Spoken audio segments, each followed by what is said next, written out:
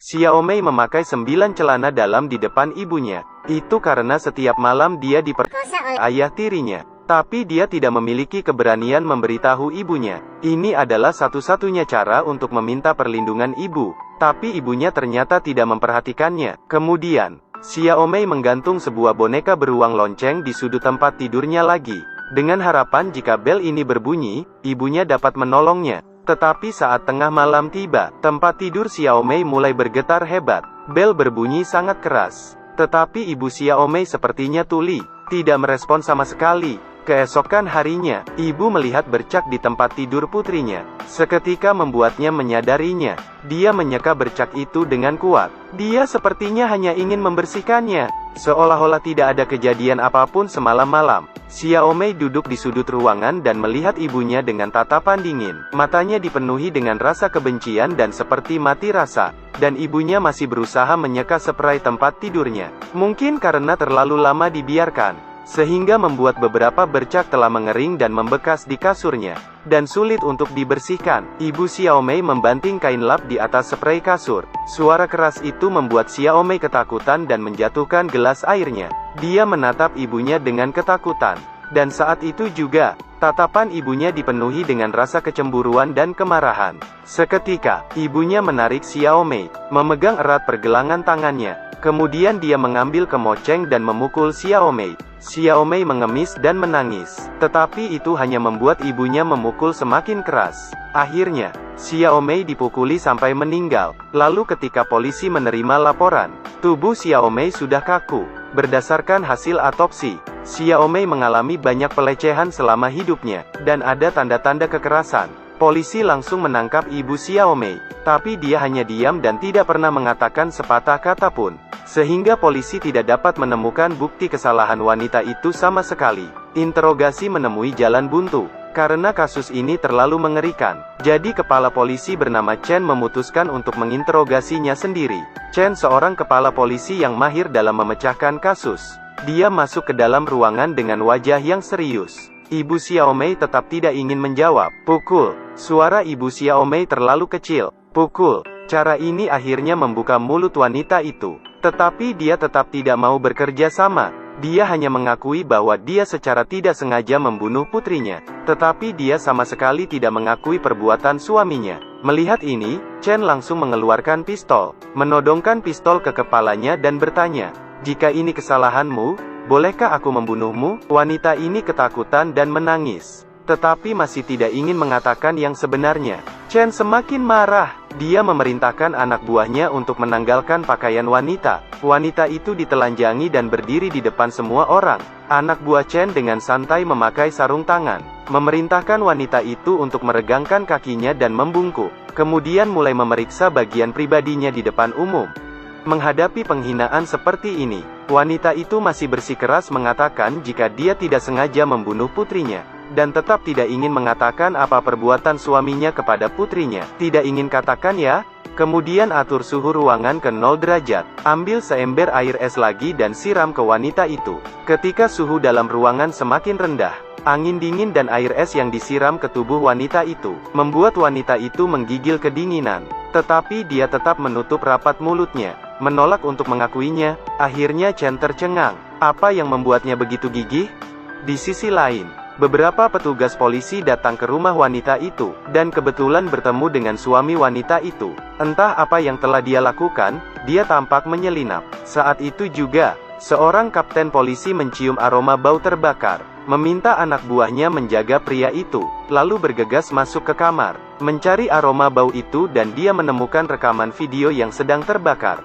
Dia juga melihat mesin cuci, dan mencatatkan ada pakaian anak dan spray yang belum dicuci. Kapten polisi segera membawa pria itu dan bukti-bukti yang ada ke kantor polisi. Berkat usaha dari polisi, Merela berhasil menyelamatkan hampir setengah dari video itu, tapi hanya kekerasan dalam rumah tangga pria terhadap putrinya. Tidak ada bukti kunci penyerangan terhadap Xiaomei. Satu-satunya penyebab kematian Xiaomei adalah ibunya sendiri. Tim investigasi datang ke ruang interogasi lagi. Kali ini penyidik merubah sikapnya. Bersikaplah sangat sopan kepada wanita. Tidak hanya membantu wanita itu mengeringkan tubuhnya, penyidik bahkan menuangkan segelas air untuknya. Penyidik duduk berhadapan dengan wanita itu, berusaha membujuk wanita itu. Berjanji padanya asalnya dia mengakui kejahatan suaminya, akan meringankan hukumannya. Tapi wanita itu tetap tidak mengakuinya. Dia bersikeras kalau dia tidak tahu apa-apa. Dia sepertinya ingin menutupi kejahatan suaminya sampai akhir. Penyidik melihat cara dia ternyata tidak berguna. Kemudian memperlihatkan foto tubuh Xiaomei, melempar satu demi satu foto di depan wanita itu. Memar yang ada di tubuh gadis kecil itu sangat mengerikan. Mereka juga nyalakan rekamet kaset suaminya, memperlihatkan video putrinya yang terlihat seperti mainan suaminya. Wanita itu hanya bisa menghindar dan menutup matanya. Tapi penyidik tidak akan membiarkannya. Dia memerintahkan petugas polisi untuk membuka mata wanita itu. Dia ingin wanita itu melihat dengan mata kepalanya sendiri. Iblis macam apa yang merasukinya? Melihat sendiri apa yang telah dia lakukan pada putrinya yang berusia 12 tahun itu. Sampai ketika dia melihat tempat tidur goyang di rekaman video itu, wanita itu akhirnya menangis. Air mata jatuh dari sudut matanya. Polisi tidak bisa membiarkan kejahatan ini. Kepala polisi Chen mengatakan asalkan wanita ini mengakui kejahatan suaminya, maka mereka akan menutup video ini. Tidak disangka wanita itu meneteskan air matanya, tetapi tidak ingin mengatakan yang sebenarnya. Chen marah dan menamparkan wanita itu dengan keras, membuat wanita itu terbaring di tanah dan kesakitan. Melihat itu, Chen tidak bisa melanjutkan interogasinya, dan memerintahkan polisi untuk mengirimnya kembali ke sel. Saya pikir kasusnya telah terhenti. Ternyata malam harinya sesuatu telah terjadi. Wanita itu menggosokkan pergelangan tangannya di tepi semen. Dia juga menggigit tangannya hingga terluka, karena dia takut dia akan mengatakan yang sebenarnya dan melibatkan suaminya. Jadi dia memutuskan mengambil jalan seperti ini. Namun, polisi yang berpatroli melihat kejadian itu, dan segera membawanya ke rumah sakit. Kepala polisi Chen akhirnya tiba. Wanita itu juga sudah membaik. Chen melihat wanita itu duduk di atas kasur dengan tidak berdaya. Dia kemudian meminta petugas lain meninggalkan ruangan. Kemudian duduk dan berbicara dengan wanita itu tentang pengalamannya. Ternyata, putrinya juga mengalami pelecehan dari suaminya. Tetapi dia memilih jalan yang berbeda dengan wanita itu. Dia dengan tegas mengirimkan suaminya ke penjara. Tetapi meski begitu, putrinya juga mengalami trauma yang tidak terlupakan. Setelah mendengar cerita Chen, wanita itu akhirnya bersedia berbicara. Sebenarnya dia tahu kekejaman suaminya setiap malam. Dia juga menyadari jika putrinya meminta pertolongannya, tetapi dia tidak berani mengatakan apapun, karena ketika dia berusia 14, dia juga dilecehkan oleh ayahnya, dan di umur 15 tahun dia memiliki seorang putri. Dia bahkan diusir dari rumah oleh ibunya. Bertahun-tahun dia berusaha bertahan hidup, dan pada akhirnya dia dicampakan oleh banyak pria, dan tentang kejahatan suaminya. Asalkan dia berpura-pura seperti tidak ada yang terjadi, maka keluarga ini bisa bertahan selamanya. Tetapi dia salah. Setelah mendengar cerita wanita itu, hati kepala polisi Chen juga tersentuh. Wanita ini tampaknya sudah dewasa, tetapi dia sebenarnya seorang wanita yang belum dewasa. Tidak pernah ada yang memberitahunya. Belajarlah untuk melawan ketika sesuatu terjadi. Jadi ketika putrinya diganggu, dia hanya bisa bersembunyi. Sampai setelah dia mendengar cerita kepala polisi Chen, wanita itu akhirnya menunjukkan keberaniannya. Dia akhirnya mengakui kejahatan suaminya, dan suaminya dijatuhi hukuman mati.